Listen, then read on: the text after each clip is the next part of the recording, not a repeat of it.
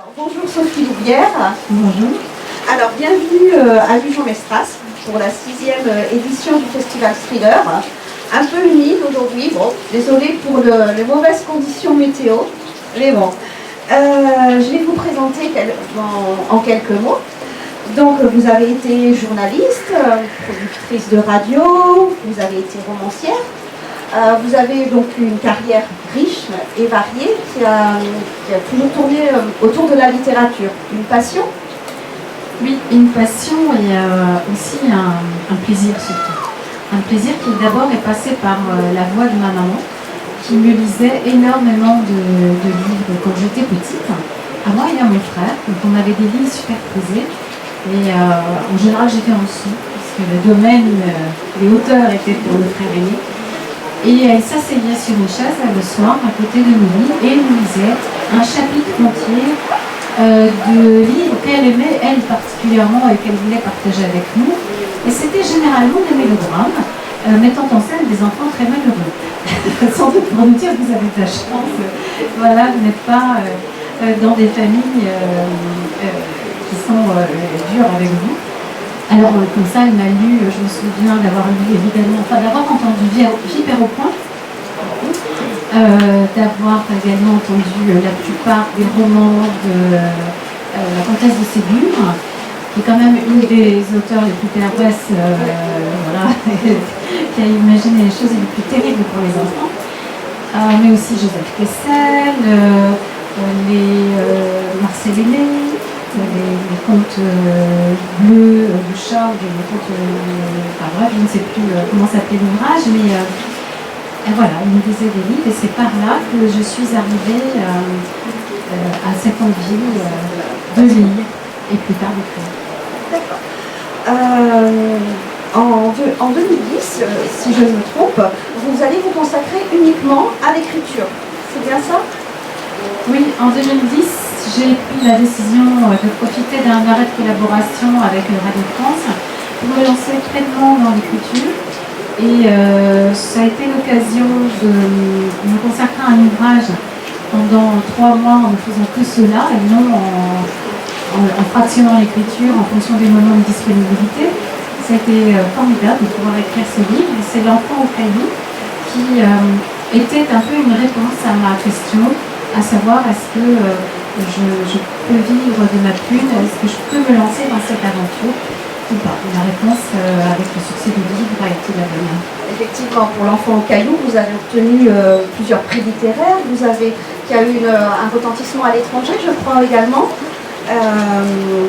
et donc qui a été récompensé. Et donc vous présentez ici à Lujon-Mestras votre roman 5 cartes brûlées, qui a été récompensé par le prix Landerneau, donc félicitations. Et ici à Lujon, vous avez reçu le prix des lecteurs également pour 5 cartes brûlées. Les premières pages du livre s'ouvrent sur un fait divers qui est relaté dans la presse régionale et une scène terrible qui s'est déroulée dans une chambre d'hôtel. Et vous semblez vous intéresser aux faits divers qui est énormément source d'inspiration pour vous. Vous pouvez en dire davantage? Je ne sais pas si ça fait ça pour vous, mais les faits divers me glacent les sangs. Et souvent me hantent plusieurs heures, voire plusieurs jours après l'avoir entendu. Et je me sens totalement impuissante devant la violence qui est exercée parfois sur les personnes, en particulier sur les enfants et les femmes. Et en tant que romancière, je trouve ma place dans ces histoires-là en les abordant sous forme romanesque, en m'inspirant de certaines d'entre elles pour écrire des romans. Et ça me permet de mettre à distance la violence et l'émotion que j'ai ressentie à l'écoute de ce fait divers.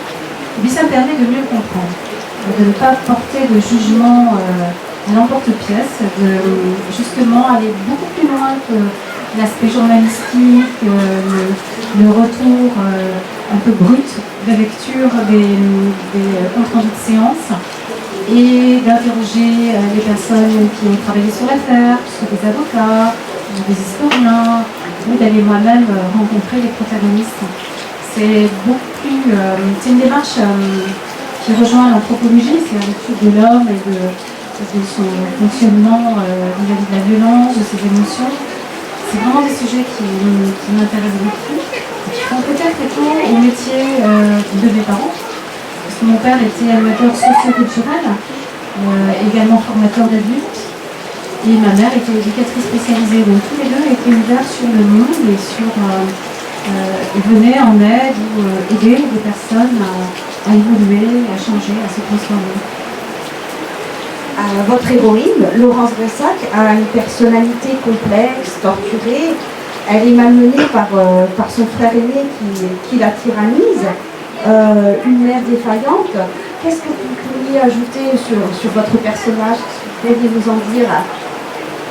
Laurence est une petite fille qui a un imaginaire très fort et qui s'en sert pour se protéger, pour se faire du bien. Elle tire de ses rêveries, sa place dans la vie.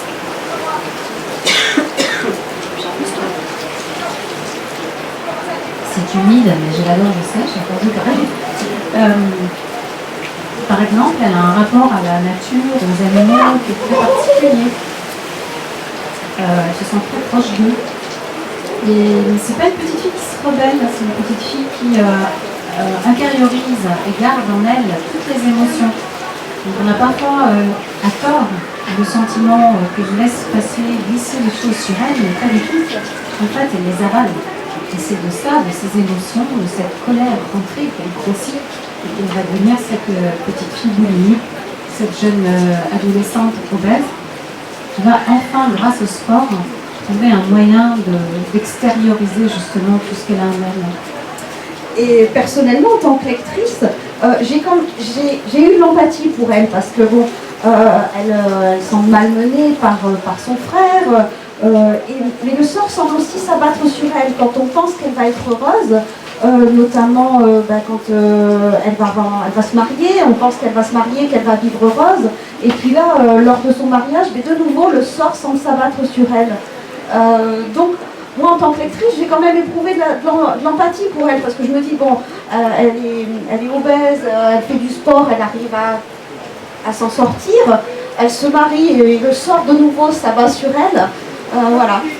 Vous n'avez pas à vous excuser d'avoir de l'empathie pour Laurence, c'est tout à fait normal, je pense, parce qu'on vit avec elle toutes ces étapes de sa vie.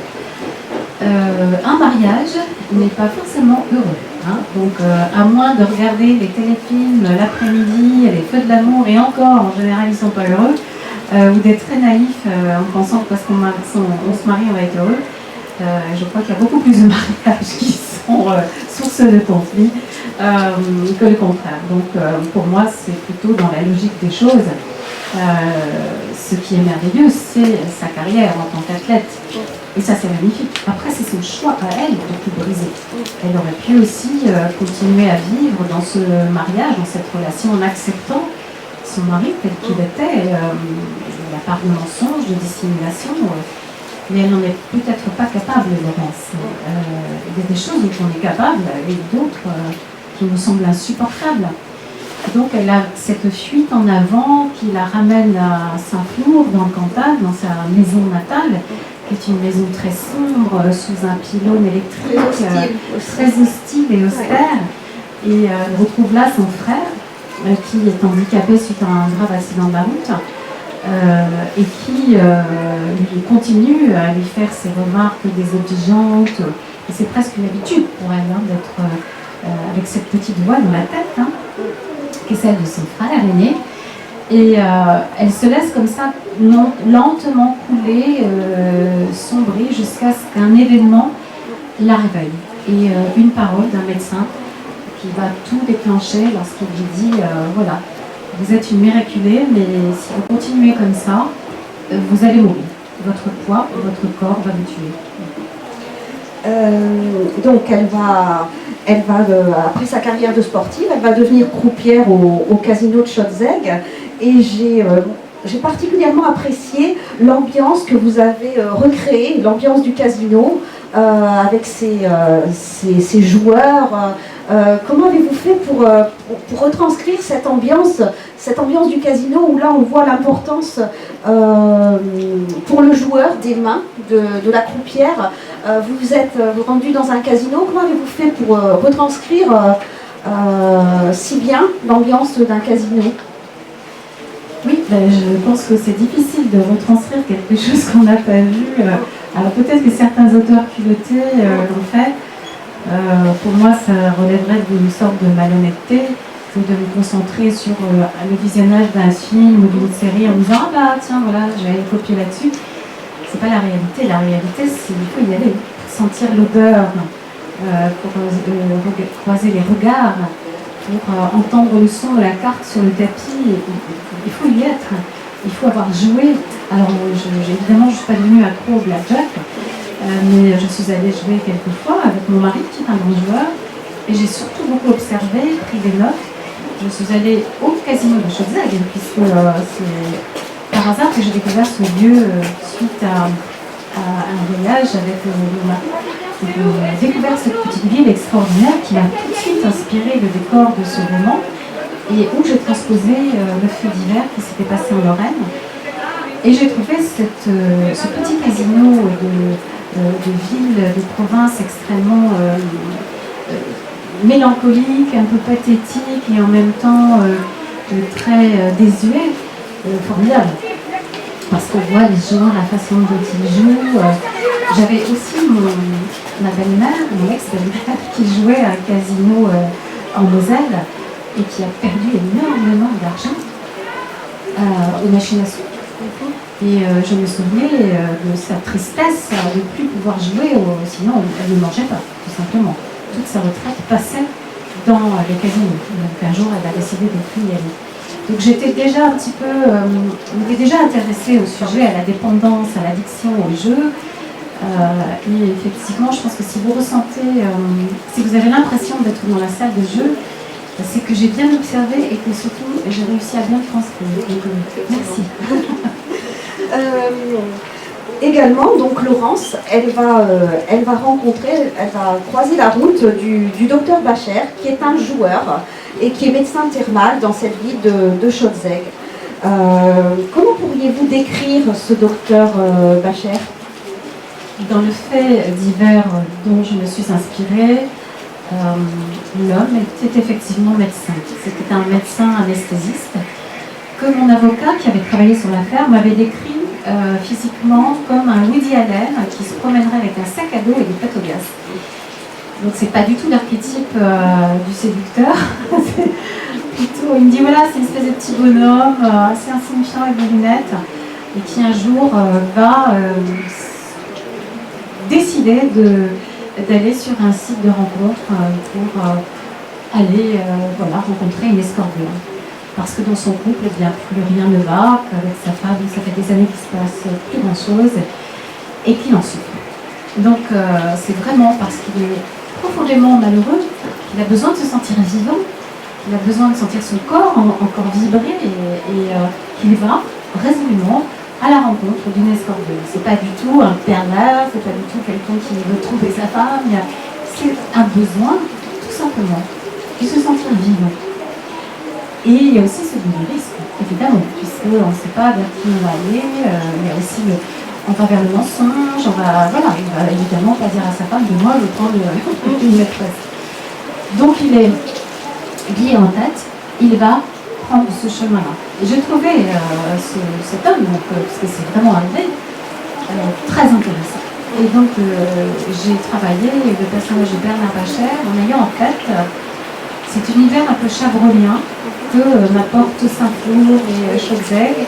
Je lui ai imaginé une femme qui avait privilégié sa carrière de juge et qui est un peu froide, un peu distante.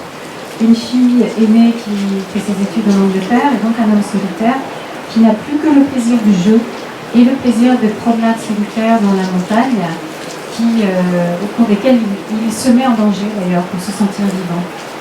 C'est un personnage auquel je suis énormément attachée. Effectivement aussi, parce que l'ambiance, comme vous le dites, de cette petite ville de province est bien transcrite.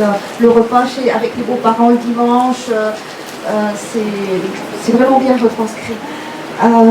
Donc pour 5 cartes brûlées, donc vous avez reçu 2 prix, le prix Landerneau et donc ici le prix des lecteurs. Et le prix Infiniment Fidèle, excusez-moi, prix qui a été confiné comme le festival. Donc alors la remise de prix doit être source de grande satisfaction, mais par la suite, est-ce que c'est pas aussi un peu, ça peut pas vous provoquer un peu d'angoisse pour la suite, pour vos, voilà, comment vous abordez finalement vos prochains romans? J'ai toujours l'angoisse que le prochain roman ne soit pas à la hauteur des précédents, mais c'est plus que la hauteur, en fait, je me dois de faire mieux à chaque fois. J'ai, depuis l'enfance, toujours essayé de me dépasser, de faire mieux. Et à chaque fois, c'est plus difficile, évidemment, parce que je m'en demande toujours de plus en plus. On a toujours cette peur de décevoir, mais en même temps, au contraire, un prix, ça me rassure. C'est comme si on m'encourageait.